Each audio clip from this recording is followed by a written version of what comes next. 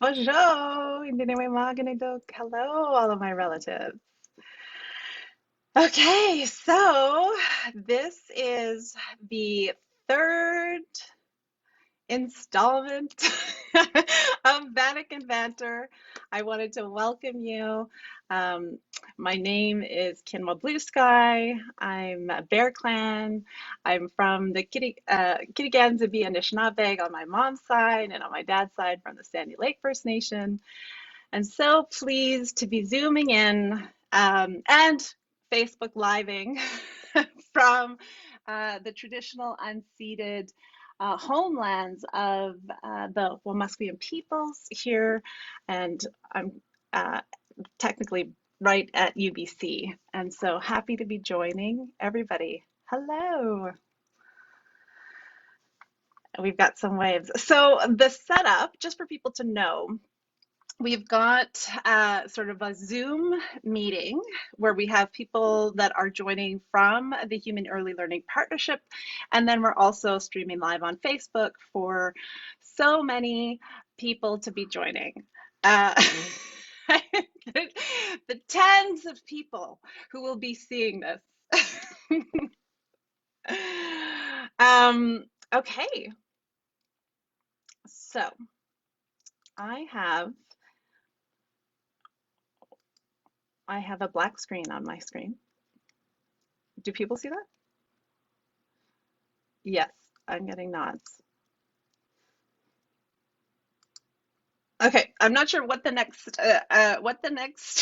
slide is supposed to be, but I did want to share that we've been trying to do some Bannock recipes, and so we've identified one, and now I wanted to share this beautiful video of one of my former research associates, and her name's Tracy Morrison, and she was known as the Bannock Lady.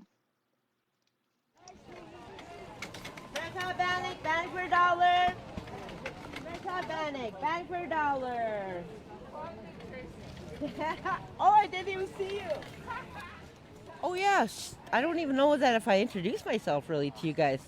My name is Tracy Morrison. I'm an Ojibwe woman from northwestern Ontario, and I've been here in downtown Eastside for since '96. I got butter, I got jam, and I got cinnamon sugar. Okay. Fresh hot Bannock, Bannock for a dollar.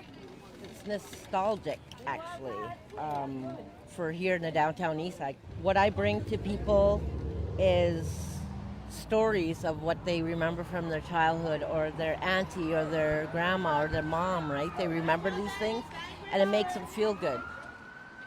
Get your Bannock here, only a dollar. Get while it's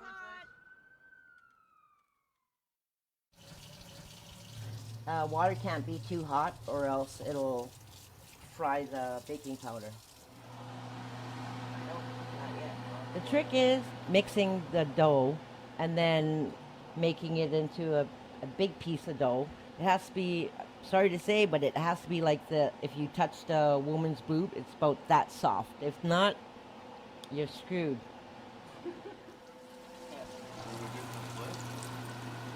I make them nice so they're golden brown.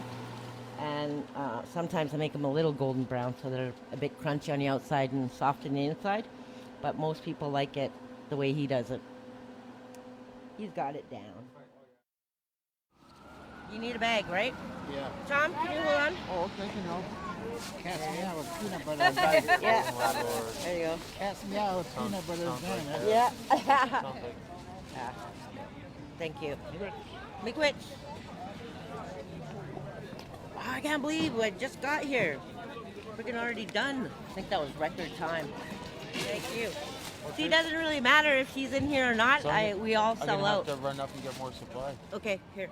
So do you want 2 flour? To me, it's about the money, but it's not all about the money.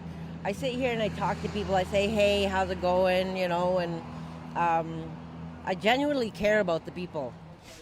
Some people, even the elders, say this is sick land, meaning it's bad lands, right? I'm like, yeah, it could be, but you know, how sick can it be when this is where I found compassion, friendship, family, love, hope, faith in people. This is where I found it. This is the best neighborhood in the whole world. I swear, it is.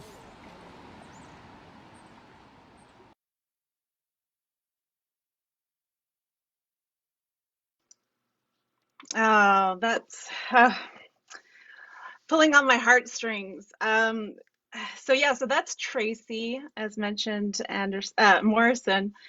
She's an Anishinaabe research associate. How I came to know her, she worked on a project that I will get to speak about shortly. Um, and I will share one of her calls to action as part of this discussion, but also wanted to share that we are talking about a pretty heavy topic, you know, genocide, missing and murdered Indigenous women and girls, and 2SLGBTQQIA plus peoples. And so I really wanted to make sure, and also listening to a directive from Grandma Rihanna to ensure that we have resources available for people. Obviously, this is online, and so you could be viewing it at any point in time. And so we have KUUS, the crisis line there. They can be contacted any time. We also have the Métis that could be found. And there's also the UBC Wellbeing Crisis. And so there are a couple of resources that are needed. And I would also like to say that at any point, if you feel the need and you want to speak to somebody, you're more than welcome to contact me. My email is kinwa.bluesky@ubc.ca, and so please feel free to reach out. And I'm also able to connect you. I feel like I am wealthy with grandmas. So there's always a loving ear that is willing to listen and hear if you're needing the additional supports. Yeah. So wanted to share that. Okay. So we had shared a couple of recipes, and this time we have one from the Yukon. Similarly, it is made, it's a fry bread, right? So this one, kind of like what Tracy was sharing earlier about, prepping it. She was such a character. Oh my gosh, I've had really like the best times of my life laughing with her. But yes, you know, sorry to say, like a boob, if you don't, while you're making it, you're gonna be screwed. So if you're making this kind of bannock, and this is the bannock that gets, the sort of fry bread, right? A deep fried, it goes in. I tend to do the baked ones, like these little Pac-Man, and so a little bit easier. Okay, well, go on.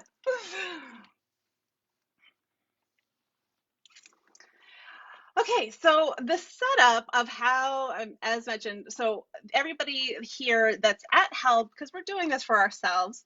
Again, like I said, the tens of people that will be watching this, our circle of influence. But really, the intention of the series was to be able for us to spend some time to do the work of sort of decolonization, to be able to work on our reconciliation, and we're both doing it at a personal level, at an organizational level, at an institutional level, but also in our own relations, right? So we all have touch points of influence that potentially could be creating change. And so I really do want to acknowledge that as well. Okay, all right. So in part, I wanted to show the video because the words that I'm going to share is from a research report that I helped to write. I can put the link in, but it's from the city, and Tracy was one of, I think, 8 research associates that I had, and this was going back from I want to say 2017, and so I wanted to show that video. I think she shot it. I think she requested not to be on video. They could do still shots because she had just lost her one tooth, and I think she was a little bit. I think she was a little, a little bit embarrassed by it. And so, what I'm going to read to you is this call to action that she ended up writing and putting into it. So she was the president of WARS, and yeah, and a peer research associate that worked on the Aboriginal health, healing, and wellness in the Downtown East Side study. And so this is going back, when I was looking at it this morning, I think this was like winter of 2016. Okay, so this is a little bit in the past. The sad siren song's call to action. So to whom this should all be concerned. My name is Tracy Morrison, and I am an Anishinaabe woman who resides in the Downtown East Side in Vancouver, BC. I have volunteered and worked in this very diverse community for 15 years and will continue to do so. I acknowledge that I can live, work, and play on these unceded territories belonging to the Coast Salish peoples. Having respect for the people on which their territory I live is a must. And writing this call to action is a must too. 12 minutes in, you guys. Okay.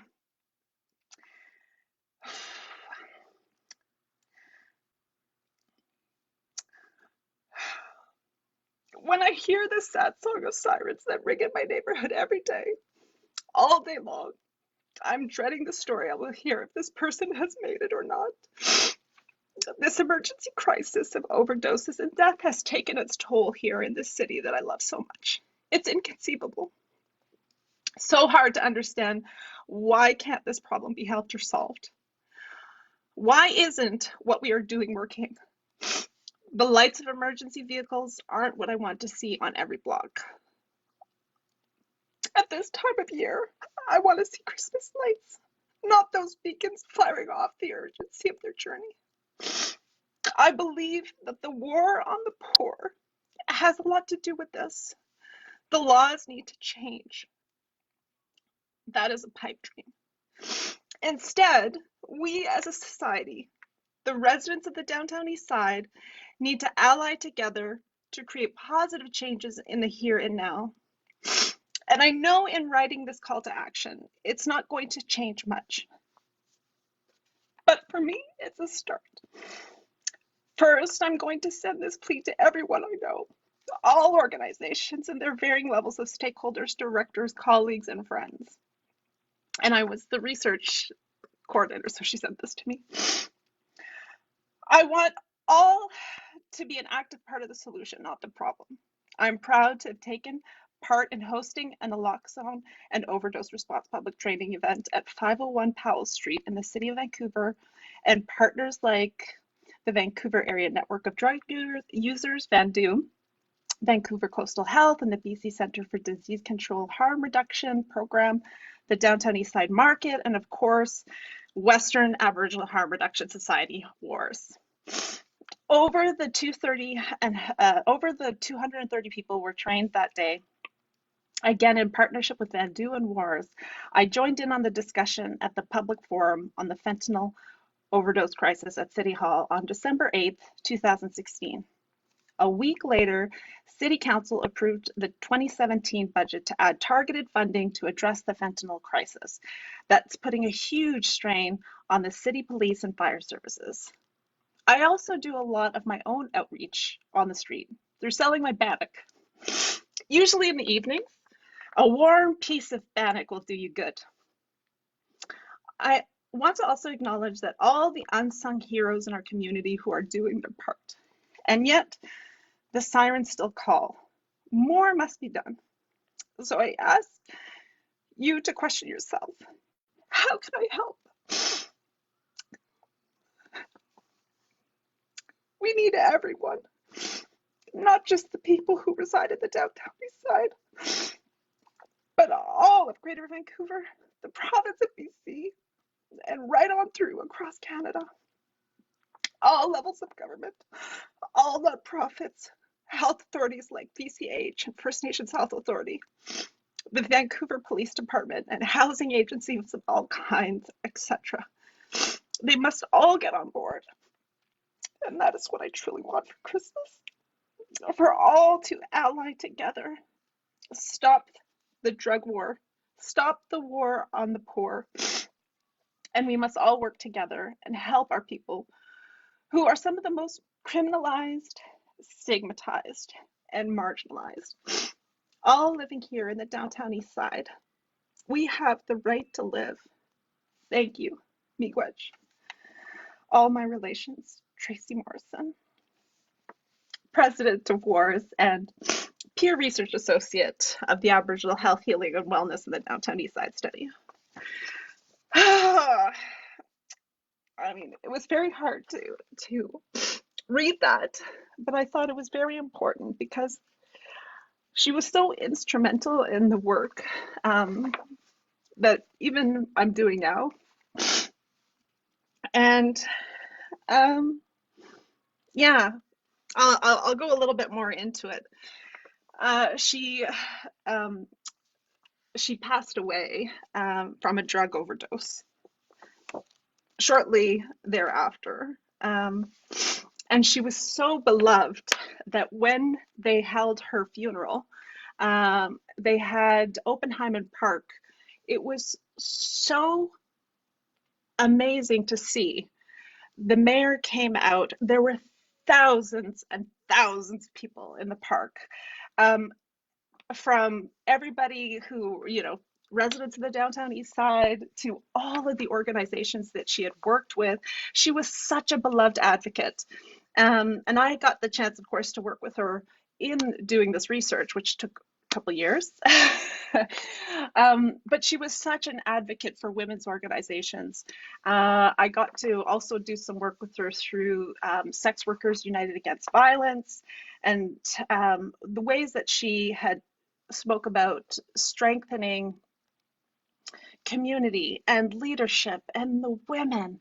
And I mean, I've shared this story before, but she was the kind of person that would just stand up for anyone and everyone if she thought that something was wrong. And I remember I couldn't even remember at the time because it was so funny, but she was like, she had seen like some kind of injustice and she was going to protest. And so she had called a protest. And so she gets there to protest and she's got her and her picket, and it was her and her best friend Shelda, and it was just them. That's all to end up showing up. And so it was just her with her picket. She says we just were walking around in a little circle, advocating. She thought it was hilarious. We thought it was so funny. Anyway, when I think about, Bannock, I'm so grateful for this morning being able to share, because she really did bring life to it. And probably my favorite Bannock fry bread of all time, I must add as well. And so this research, when I think about research again, part of the work was that this came through the mayor's task force for mental health and addictions, the funding that she was referencing, and we were able to acknowledge the need for more cultural, spiritual, and cultural or spiritual health supports and services, right, from elders. And there was a need, and elders were providing all of this essentially volunteer time to create, to be able to provide these services, these ceremonies, this help, this healing. It was a huge amount of work and very taxing on the elders, and there was no funding. They were doing it essentially for free. And so the city wanted to do we knew this. We knew that this was a need, that organizations had a need for it, and that elders were also just spending so much time. But it wasn't part of the funding structure. It was very difficult. And so many of the women that were accessing services in the downtown east side. I mean, not just women, but so many of them were really relying on the services of elders to be able to do this work. And so part of it was just kind of understanding what were some of the key issues and gaps in the services. And Tracy and Shelda, along with a number of others, went and did interviews.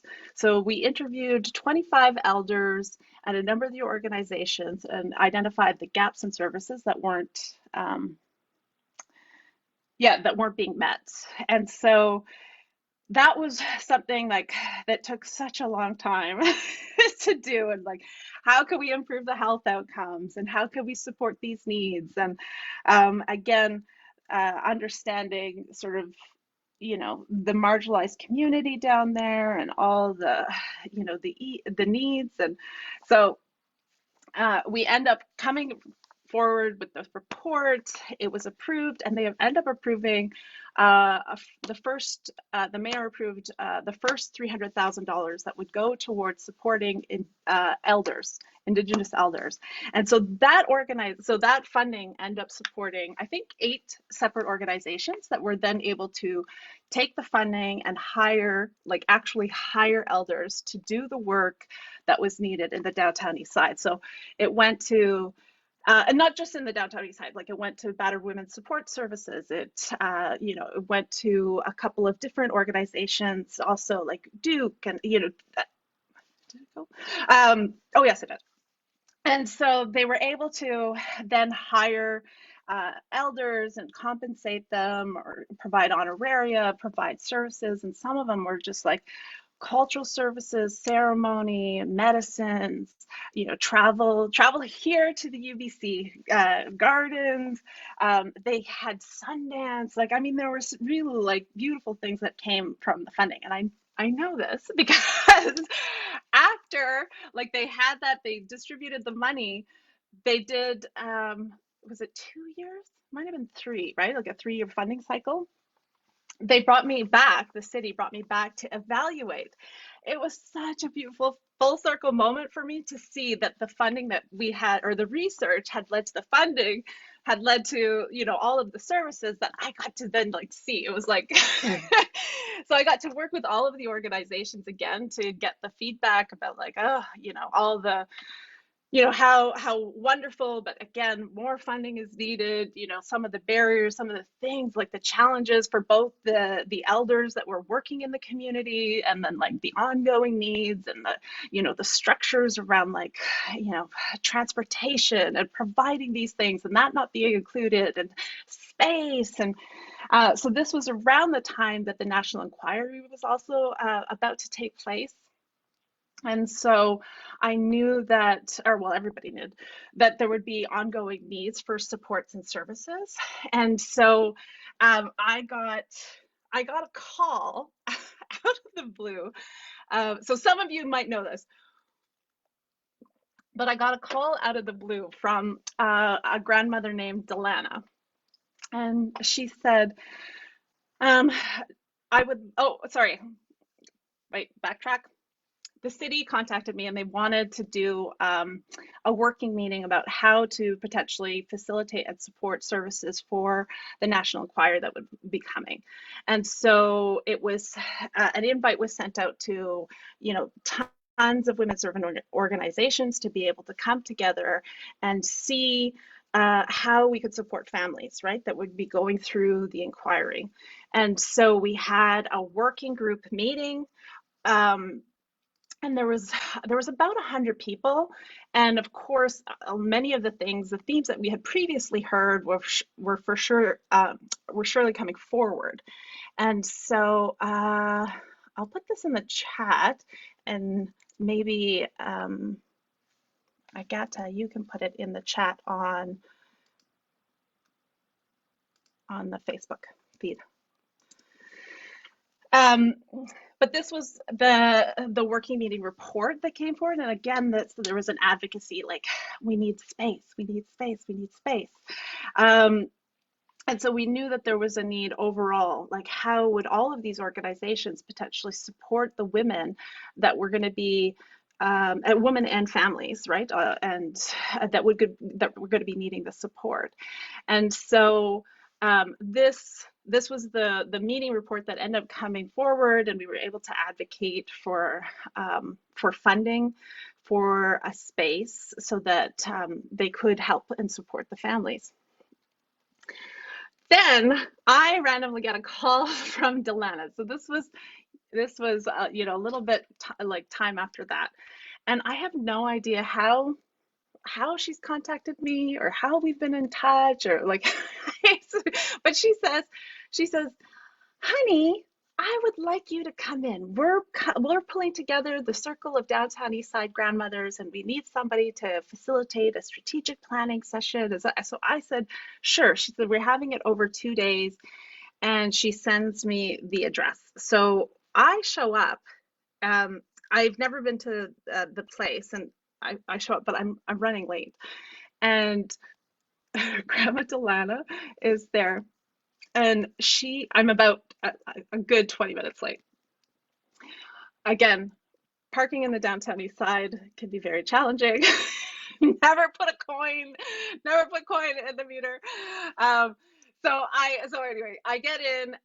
And Grandma Delana is like, they've been waiting for me, and she's not happy.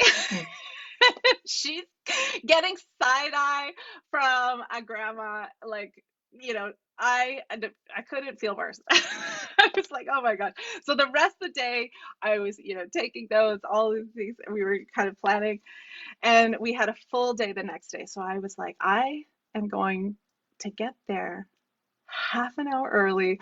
I show up, I'm 45 minutes early, and of course, um, they're 45 minutes late. So I was by myself for like an hour and a half, and like, anyway, finally I'm like looking around, and people are talking, and I was like, I've never been to this space before, and they were like, well, this is Saust, and I was like, Saust, what, like, and they were like, this is the space um for the inquiry, like that was created for the inquiry. And I was like, oh my goodness, I've never been in this space before. And I said, I did this report, and I was like, this is it, and they were like, yes, honey, why do you think you're here? And I was like, oh my gosh, I had no idea.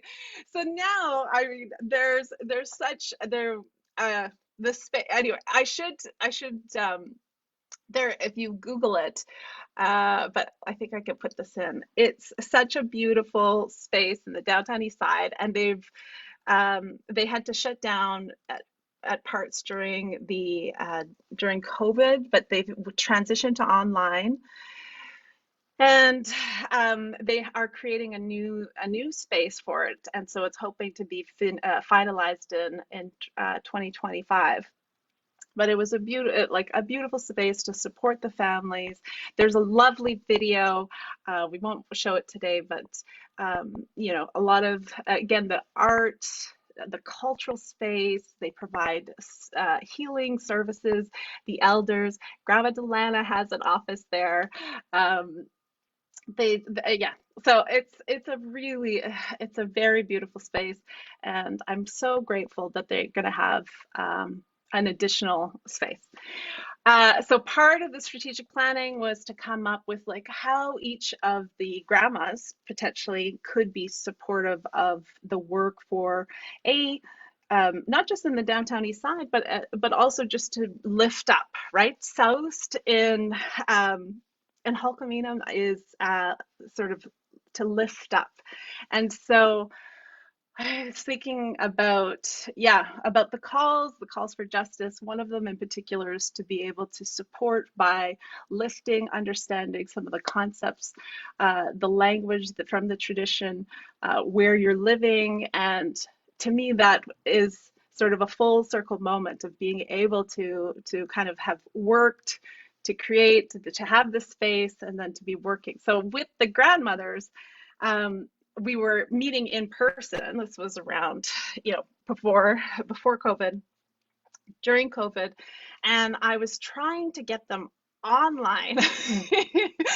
So I had been working for quite a while to get them, and I started to get them like intrigued by inviting them to hear my grandmother teachings, right? So I'm working on my PhD. And so I was like, just come to my Zoom meeting and I'll read you some of the stories that my grandmother. So they started to come and we started to have more Zoom and they started to get better at having it. And I was like, maybe we could have a circle. So I kept like inching them further and further, like into this like online, and eventually we end up having this circle called the Thank Grandmothers It's Friday, which came from, I believe, Grandma Sharon.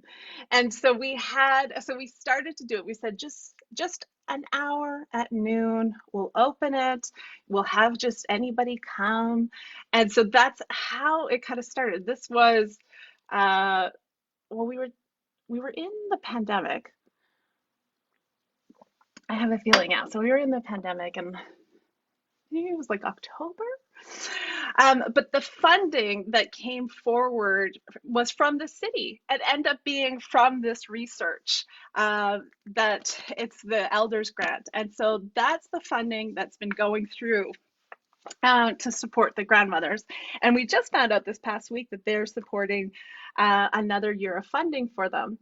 The host organization is called the Vancouver Aboriginal Community Policing Center. And so I don't know how many people are actually on the Zoom. No, but I worked a very long time in advocacy with policing. And so with the Vancouver Aboriginal Community Policing Center, I came on in part because I was brought on as a facilitator initially to facilitate a meeting between Frank Paul and the VPD. And so Frank Paul and the community and his family, he was basically he was intoxicated. He was brought in.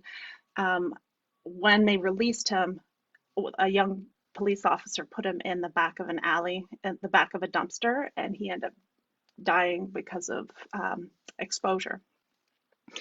And so there needed to be a lot of work. So that was one of my first roles as a facilitator, was to come in and be the in between the family and the community of the downtown east side and the VPD, and try to kind of negotiate this like a balance between that, and hopefully get an apology and identify actions that could be taken, and so it ended up like that whole saying yes to that end up leading into this whole like next, I don't know, decade or longer of working with the Vancouver Aboriginal Community Policing Center, so we call them the VACPC, and also on that I came on and then was a board member, and then I became the president. So I was the president of the board for about 5 years.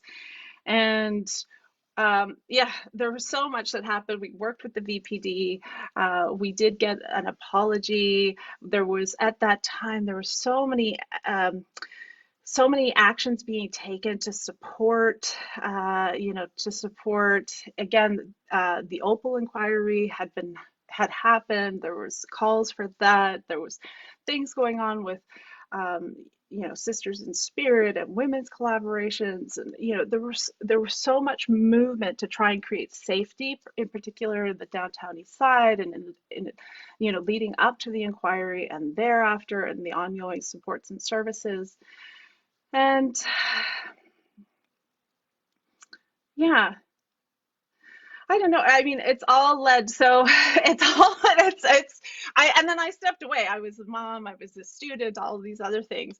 And so to have been pulled back into sort of the fold, to be supporting both, like, to be initially doing this kind of research, right? And, answering the call to action that that Tracy was advocating for, and to be working with all of these elders.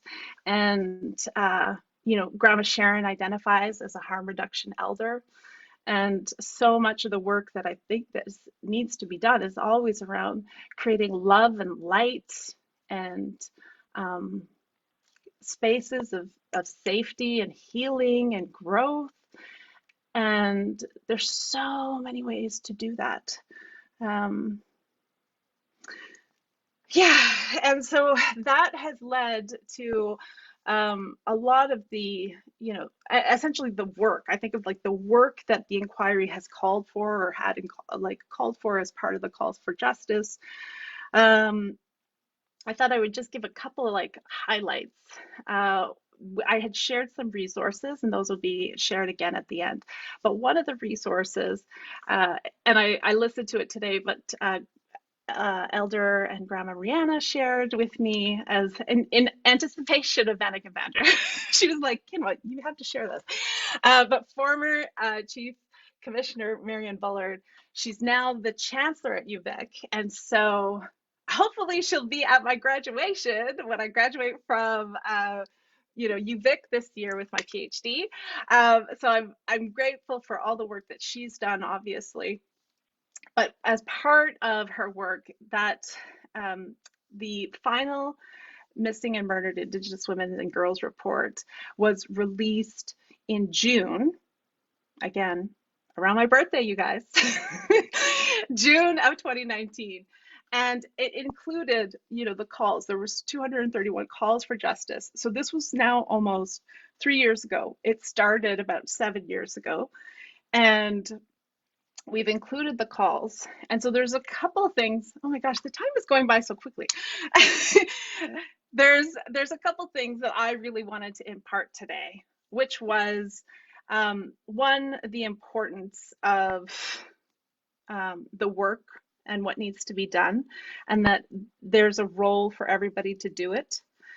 The second is that all of the resources from the inquiry are still online. And so there's a number of things, like they had a social media campaigns around calling for change makers. And so again, who are the change makers? And that's hopefully everybody here, right? Everyone that's kind of listening, because we all have the power to create change in our own lives and in the lives of others, in our organizations, and our institutions, and for our family, and raising, beautiful children who are loving and respectful and caring. Yeah. They launched a podcast. They had the Truth Sharing podcasts. And so that's a little harder to find, but it is still online. And last weekend at TGIF, Thank Grandmother It's Friday, Grandma Sharon started with Buffy St. Marie, and she was one of the people who was profiled as part of that, like just, remembering, not forgotten. So there's some beautiful photos of like Buffy. I was scanning through them yesterday in preparation for today. One of the other things, because there are a number of educators that hopefully will see this, and that I even wasn't aware, is there's a resource guide, because right now we're speaking, or I think I'm speaking particularly or primarily to adults, but how do you talk about this to students? How do you talk about this to youth? And so there's a guide. There's a guide there that's available. It's called Their Voices Will Guide Us. And let me put the link here. And it's a really beautiful resource. And I hope this gets shared out, because education and awareness is, part of the key. And they talk about, how to have these conversations with young children, early years, into, through elementary, into the older years, right, in high school. And so I think it's a really beautiful resource. And again, when you're feeling the weight of how do you talk about this, so much of it is, yes, understanding and coming from this place of that, to understand that we are all sacred, listening, having the voices guide us all. And so there's yeah, there's a series of photos, there's a series of discussions, kind of questions. There's some really beautiful things.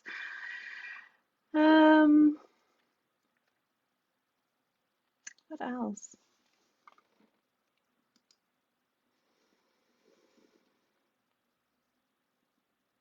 Yeah, again, all of that is on there. The importance of sort of reading the report.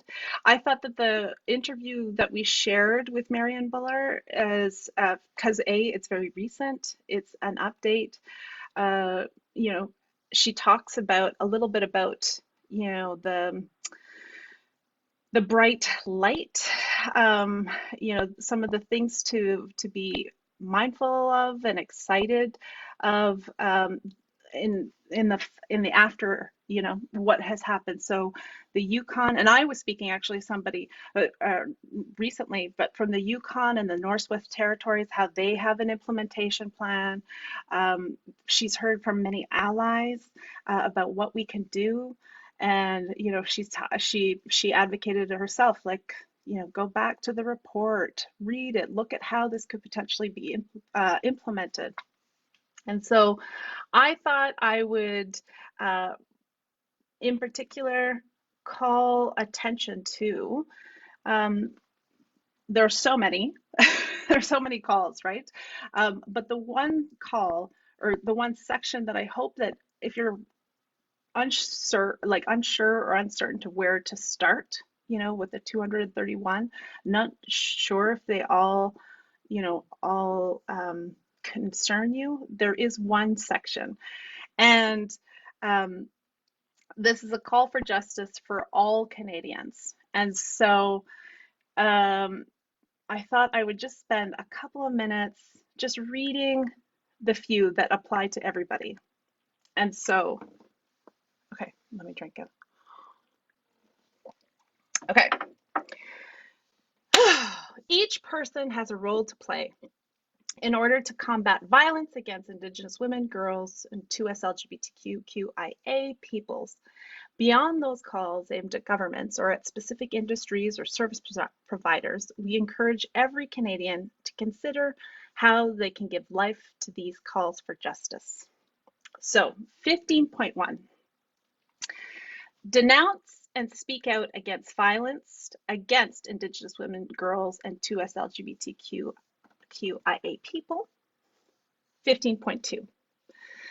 Decolonize by learning the true history of Canada and Indigenous history in your local area. Learn about and celebrate Indigenous peoples' history, cultures, pride, and diversity, acknowledging the land you live on and its importance to local Indigenous communities, both historically and today. 15.3, develop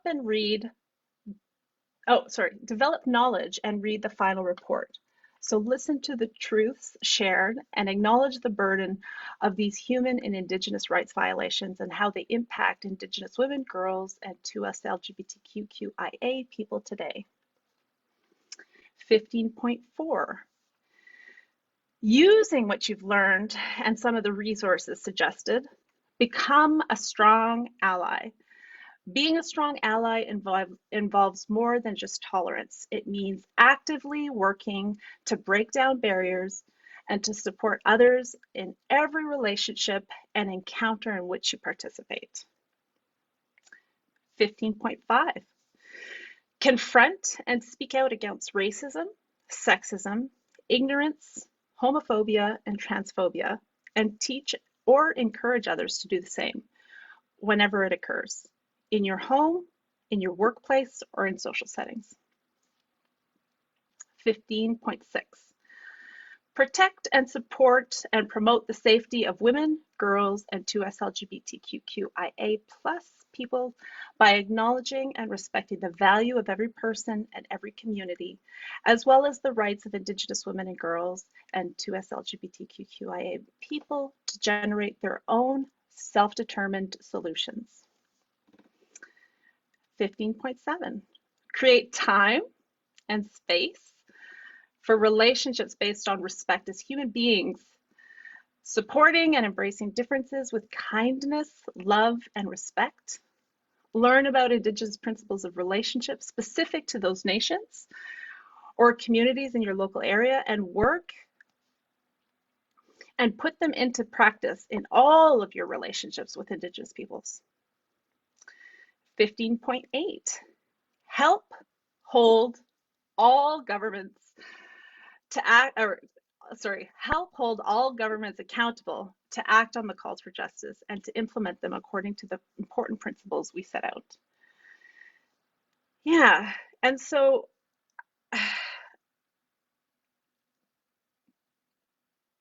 that's 8 specific calls that we can all do.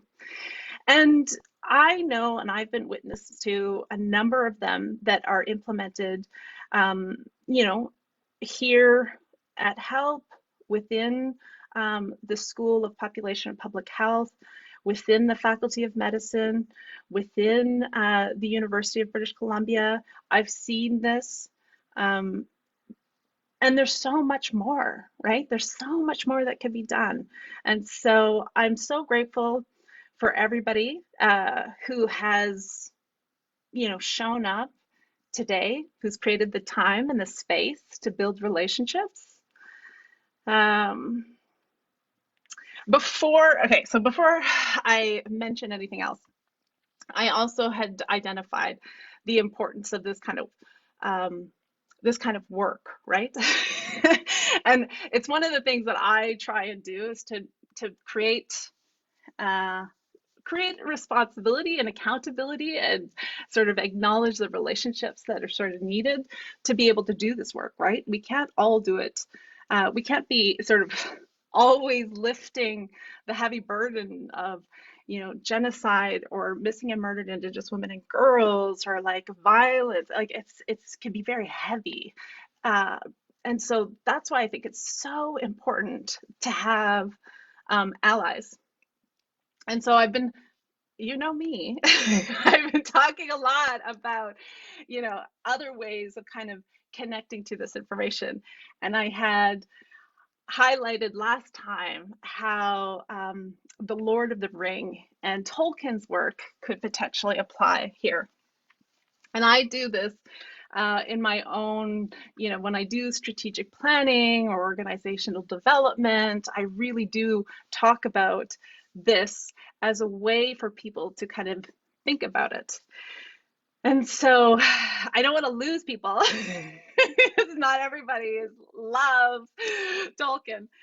But when I think about like diversity, I use Fellowship of the Ring to really reflect actually the significance and the power of having a diversity within the team.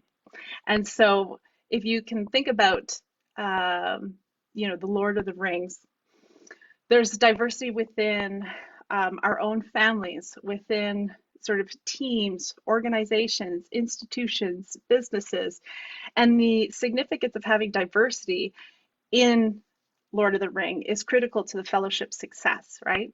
So as they work together to set up this like unified goals, and the beauty of it is that they're fighting against.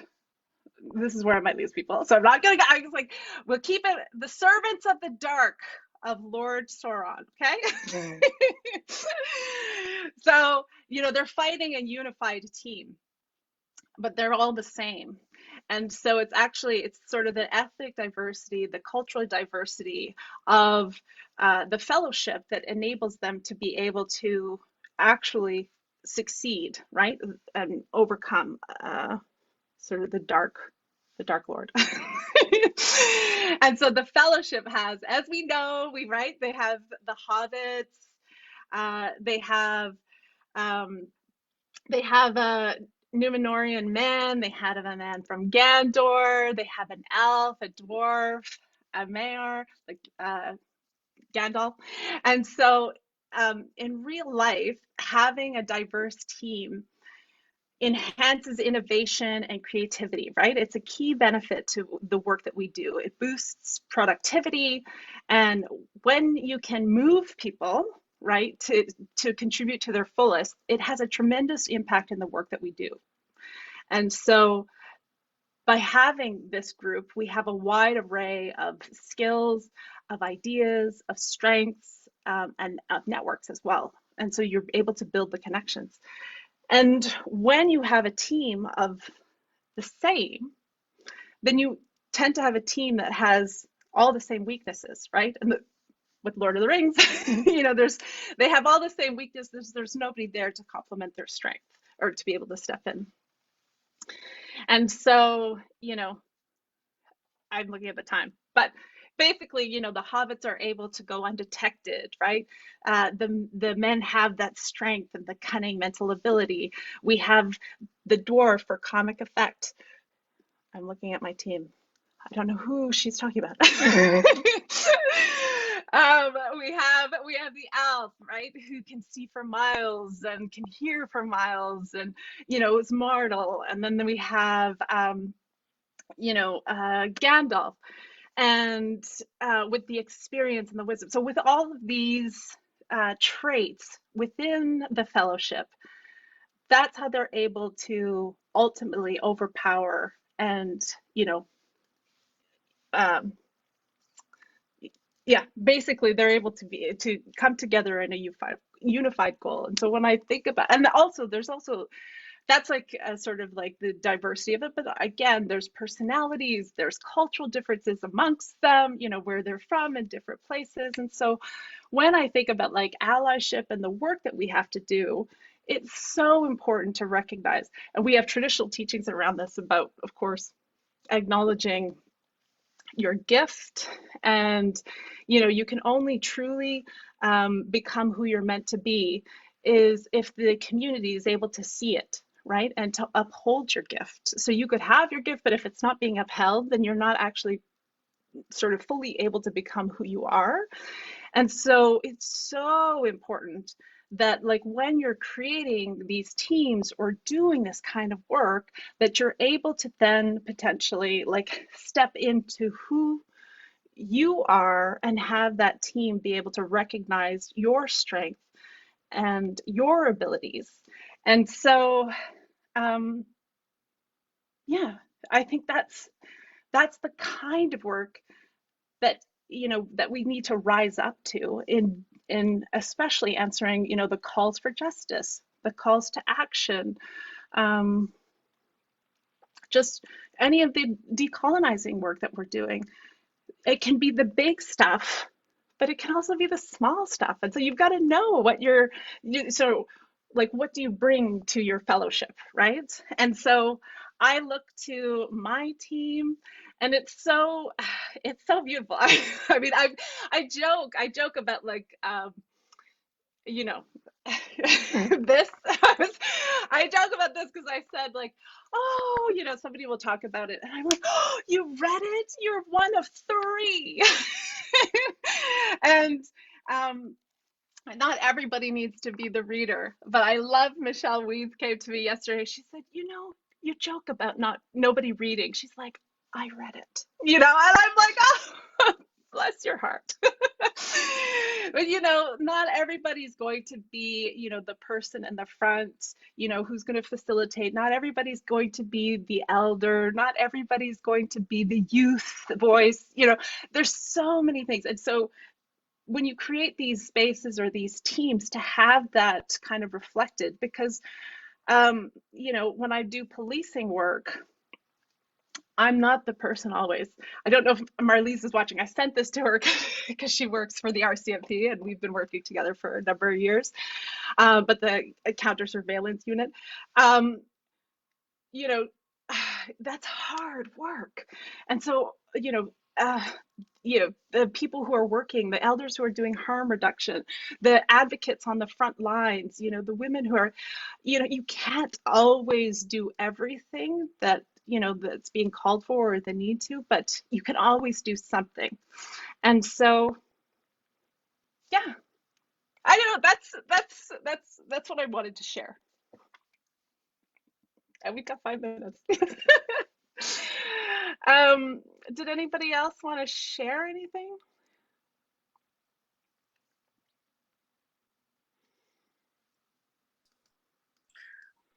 I just want to start by saying thank you, Kinwa. Like, once again, you are doing the heavy lifting for us. And I think these conversations are so important and also really help me understand that it's amazing that you help us do that. And also we need to step in and do that heavy lifting with you more consistently and finding those ways. And the other thing I want to thank you for is always making this so accessible. Like when you talk about this work being like a fellowship, I'm like, great, let's all get in a circle, let's hold our hands together and put our gifts in the middle, and we can do this better together. And we can bring these, how many did you read out? These 8 specific Canadian, like to all Canadian calls, and start there as an organization. There's so much in the calls for justice that specifically say data, and that as an organization we can start to explore. And I think what you've brought to us is like, let's start here and make sure that those 8 are in our hearts and on the table in front of us in meetings. And I think one of our tasks is to figure out how to put it on the table in every meeting and make sure that that is front and center. So I want to say thank you to you, especially for bringing a huge organizational shift in, and for having patience and generosity and welcoming to us to do that and leading us in it. So thank you. Sorry, did you call me the dwarf? Sorry. Yeah. You sounded like a grandmother at very many points throughout this, I'll have to tell you. Also, I'm going to tell the group that the grandmothers called, I think it was Sharon, called Kinwa the sacred clown one day. And it was perfect. It's like very perfectly describes you, Kinwa. Oh, yes. And well, we were talking about relationships earlier this week and nostalgia, and I just thought, oh gosh, there are times that I think about, just we all have beautiful things to think about with the nostalgia. And as we move forward, the need to create new relations and new practices, and things that acknowledge the important things while holding and lifting Saust, right, that lift things up. And yeah anyways, I've been able to bring some of these grandmas in. I've brought Grandma Rihanna into the Thank Grandmothers It's Friday, and everybody's here, of course, is always welcome every noon on Friday. And I remember, well, Sally was actually the person who reminded me about Grandma Doris coming in and being like, listen, I'm here because of my relations with Kinwa, and so I'm going to see like how this goes and what you guys are about. And so I'm very grateful for all the work that she's also done to be able to kind of support us. And of course, she had just had a beautiful session this past week or so, honoring some of her gifts as a guide and grandmother. So she's one of them. I've roped her in to help as well. So so I'm so grateful for that too. Anything else before?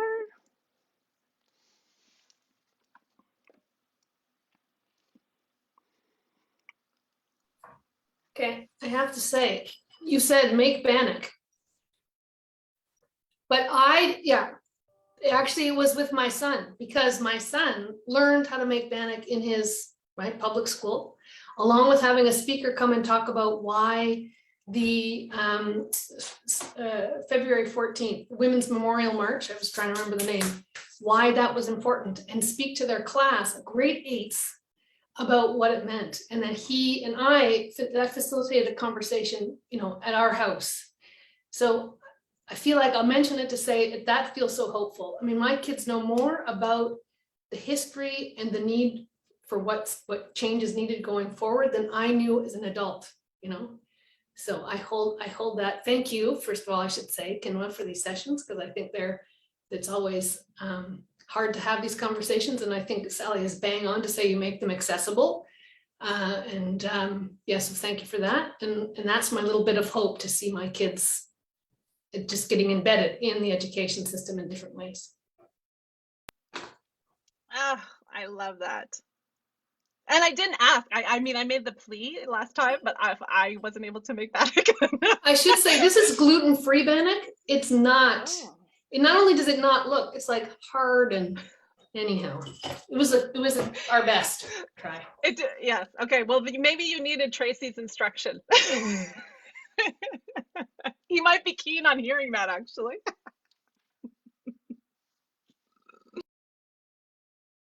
Kate, that might have just made you the elf. You might now be the all-seeing forever elf. Good move. Okay, so I did see, okay, I know it's right now, but I did see that there was a request around how to access the grandmothers. Thank Grandmothers, it's Friday. They have their own page. I think it's called the Circle of Downtown Eastside Grandmothers. It does not have updated information. But if you go to the Vancouver Aboriginal Community Policing Center, their page always has the updated link. It's the same link. And yeah, it's a drop-in, and it's open to listen to matriarchs lead us in conversation.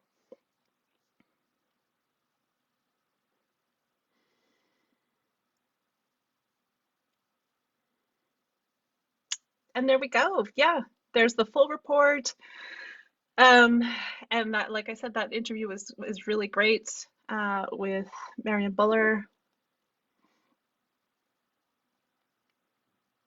Upcoming presentation. Do we want more? It's like, backed by my popular demand, the series that nobody asked for, but everybody's gonna get. So hopefully, we do. Oh, yay! We do. Oh, do I get a Star Wars next time? Oh my gosh. Ugh, the hero's journey for that. There's lots to share. Okay, wonderful. Chimigwech, Vizindawieg, thank you for listening. And I look forward to the next one. Thank you for sharing your gifts, Kinwa. So many, Thank you. so many, and so generous. Thank you. Thank you, Kinwa.